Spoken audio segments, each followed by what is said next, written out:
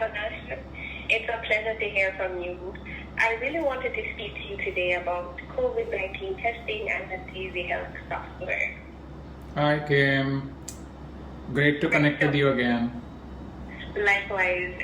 So there's been a lot of chatter in the public space recently because many countries across the world have reported a significant increase in either falsified or fake COVID-19 test certificates for travel.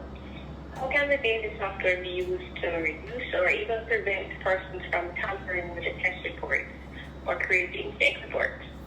I think that's one of the concerns because more and more reports we read online, everybody has a concern because there are multiple factors to it. One, people are moving around with PDFs which are being sent to them, and then the other portion is there are not enough of infrastructure to authenticate each of the report, and that's where these increasing number of cases are coming up when it comes to fake reports. What Daisy platform does is it gives access to specific COVID testing sites for them to upload a report for a specific patient.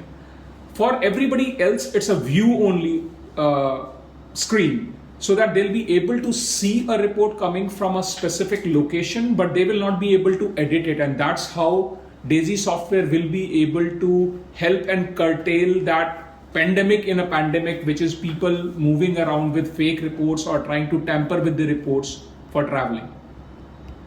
So that sounds great to me. And what I'm hearing from your response is that you're certain of the authenticity and you're also certain that they're tamper-proof reports. Absolutely. Okay, I also wanted to touch on accessibility a bit because persons are familiar with the paper report that you present, when you go to the check-in desk at the airport. But how accessible is a digital report using the Daisy Health software? In today's scenario, most of the people are using smartphones, right? So Daisy Health has a specific app built for patients where patients will be able to access their reports through the app. At the same time, we will give specific authenticated logins to the authorities where they will be able to go into those logins, and once they'll swipe the Daisy Health card, they will be able to see that report in a digital form. So that just says to me convenience, right? Yeah, everything on your fingertips. Nobody has to now carry paper. Right, and it also helps to save time because I know a few persons recently who missed their flights waiting for a report. Yeah, so that solves a lot of issues, underlying issues, and enhances the efficiency of the system as such. What about authorization, Avinash? How can the Daisy Health software be used to ensure that only authorized agents can create a COVID-19 test report? So the way the system has been designed is where we will give specific accesses to people with special permissions. Like the COVID testing sites would be given a login where they will be allowed to upload a test report for an individual.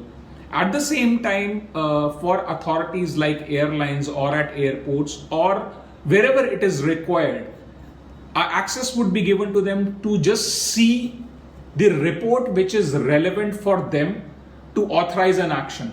So that's how it would be able to take care of it. Okay, understood.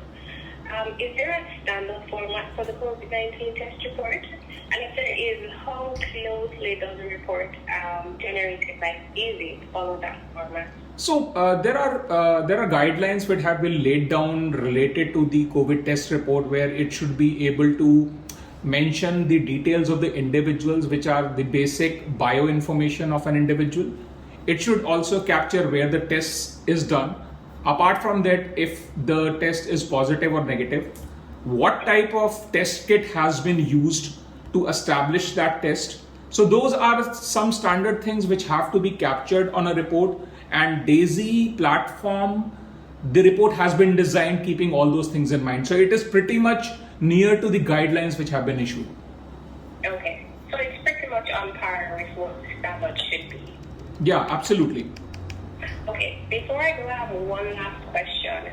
Are you looking into partnering with the government to help make this service more accessible to Jamaicans?